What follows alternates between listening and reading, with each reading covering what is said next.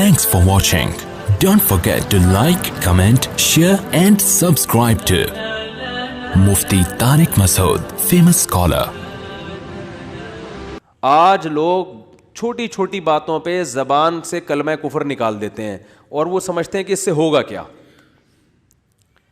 ہمارے ہاں جو لبرل گھرانے میں پیدا ہونے والے بچے ہیں نا, ان کو ذرا سی ٹینشن ہو تو فوراً اللہ کو برا بلا معاذ اللہ کہنا شروع کر دیتے.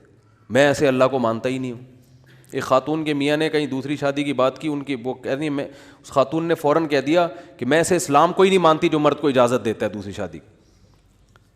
تو بھائی آپ کسی اور طرح سے لڑ لو اس سے, آپ اس کو نہیں کرنے دو, اس سے تھوڑی کفر ہے. تو عورت کی فطرت ہے, نہ کرنے دو اس کو, بولے بھائی مجھے بہت تکلیف ہوتی ہے, میں نہیں برداشت کر سکتی.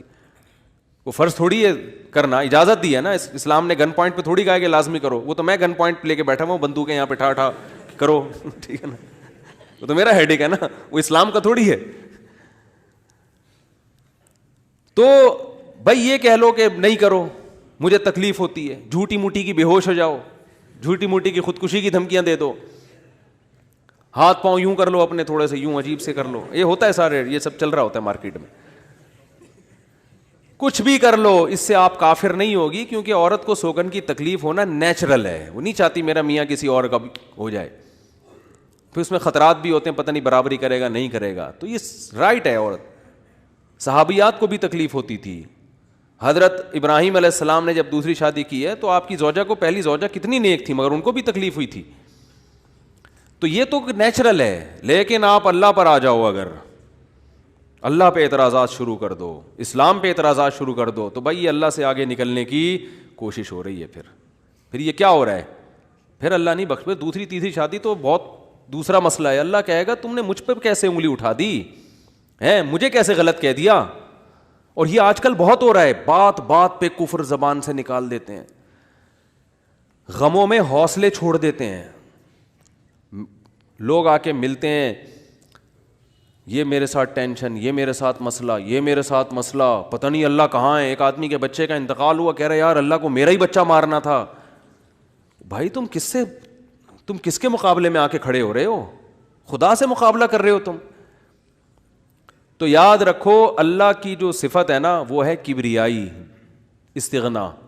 اس سے لڑ کے, اسے برا بلا کہہ کے, اس کے خزانوں سے ایک تنکا بھی نہیں لیا جا سکتا. وہ آپ کے ان جذبات سے متاثر نہیں ہوتا. اگر آپ یہ سمجھو گے کہ میں یوں کروں گا, دیکھو باپ کے سامنے تڑیاں بعض دفعہ چل جاتی ہیں. باپ کے سامنے بعض دفعہ تڑیاں, میں ابا کو مانتا ہی نہیں جو مجھے جائیداد سے ہے نا آگ کر دیں اور مجھے گاڑی نہ لے کے دیں. ابا ہو سکتا ہے متاثر ہو کے بولیں بھائی چل یار یہ گاڑی تیرے نام کر دی میں نے, یہ پلاٹ تیرے نام کر دیا, میرا بیٹا تو مجھے ماننے سے انکار کر رہا ہے. لیکن اللہ کا اصول جو قرآن اور سنت سے پتہ چلتا ہے, جو آسمانی کتابوں سے پتہ چلتا ہے, وہ اصول یہ ہے کہ آج تک کسی نے اللہ کے خزانے سے اللہ کو معاذ اللہ برا بلا کہہ کے, اللہ پہ اعتراضات کر کے, اسلام کو برا بلا کہہ کے, اللہ کے پیغمبروں کو برا بلا کہہ کے, اس طرح سے واویلا کر کے, اگر آپ یہ سمجھتے ہو کہ اللہ کو آپ پہ ترس آ جائے گا کہ ہائے بیچارہ بہت ہی مجبور ہے, تو یہ دماغ سے ہمیشہ کے لیے نکال دو. اس سے بڑی سزا میں اللہ آپ کو ڈالے گا, اس سے بڑی سزا, اور وہ جہنم کی آگ. یہ تو کچھ بھی نہیں ہے. تبھی تو خودکشی کرنے والے پر اللہ کو ترس نہیں آتا. خودکشی کرنے والا ایک طرح سے انتقام لے رہا ہے اللہ سے کہ اللہ تو نے مجھے زندگی دی, مجھے اس قابل تو چھوڑا نہیں, تو نے تو میرے ساتھ غلط کیا, مجھے گفٹ چاہیے ہی نہیں نعمت کا. جیسے ہے نا آپ باپ نے آپ کو گفٹ دیا ہو اور آپ دشمنی میں آ کے باپ کو گفٹ واپس کر دو, مجھے نہیں چاہیے, ایسے پھینک دو آپ.